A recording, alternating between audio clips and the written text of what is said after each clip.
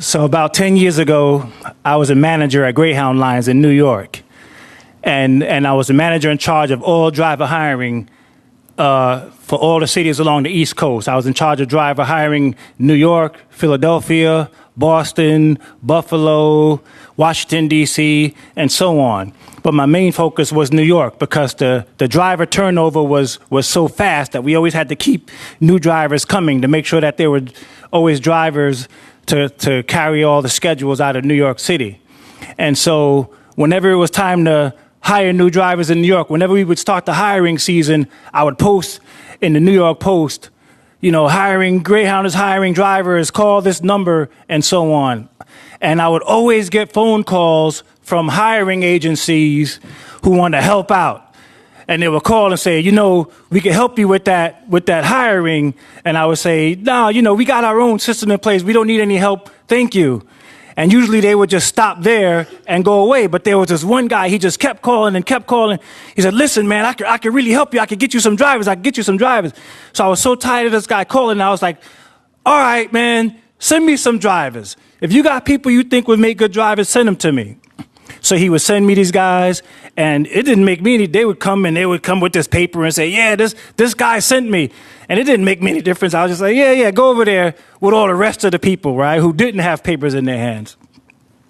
The thing is, at the end of the month, this guy would call me and say, hey, man, did you get my email?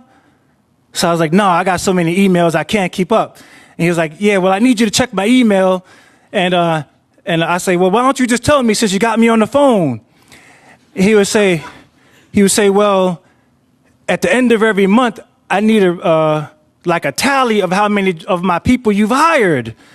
So I would say, well, okay, I could just tell you who they are. So he was like, nah, I need you to open up the email. It's an Excel spreadsheet. I said, no, man. No, I can't do no Excel spreadsheet. Because, I got this big job, and it's my big job, and I don't never have to learn that now, right? I'm done with that stuff. That's for you young guys. Excel spreadsheets. So he's like, no, this is what I need.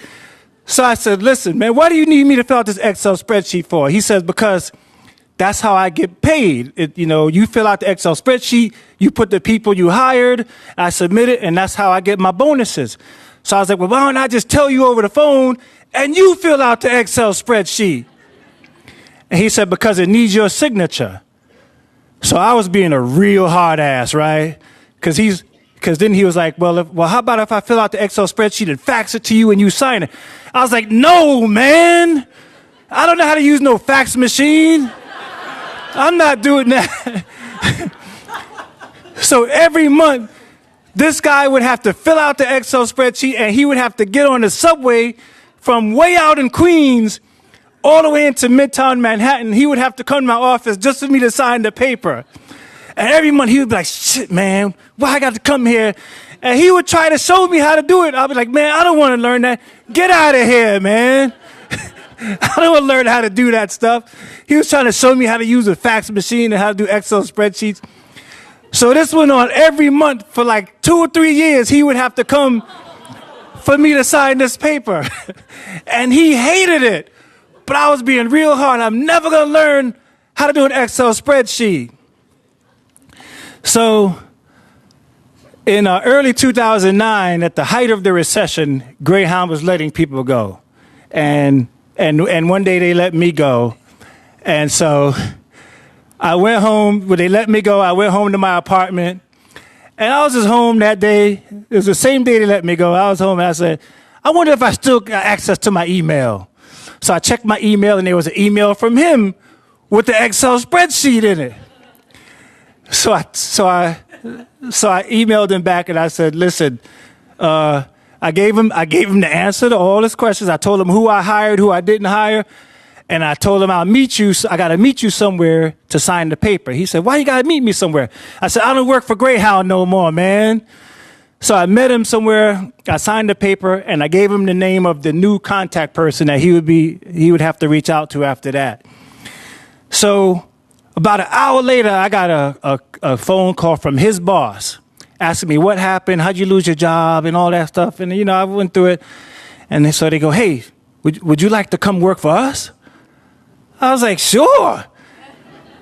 Now, the truth is, I had no idea about what they did, why they did it. But I just lost my job this morning. So, heck yeah, I want to come to work for you, whatever it is you guys do.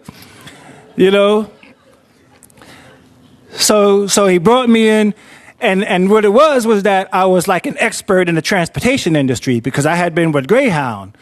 So he brought me in and sat me down. He explained to me the job and so on. And he said, so basically what you're going to do is you're going to be placing people in jobs in the transportation industry since you're such an expert in the industry.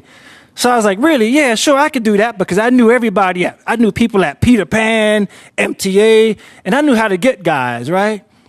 So finally, when we got to the point where we talked about salary, I was like, so how do I get paid?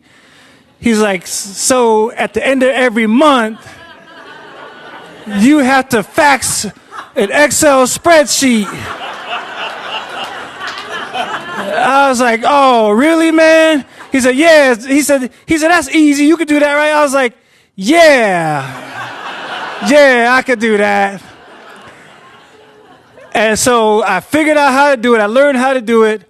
And I'm still in workforce development to this very day. And that's actually what brought me to Michigan. And so thank goodness I finally learned how to do those doggone Excel spreadsheets. Thank you.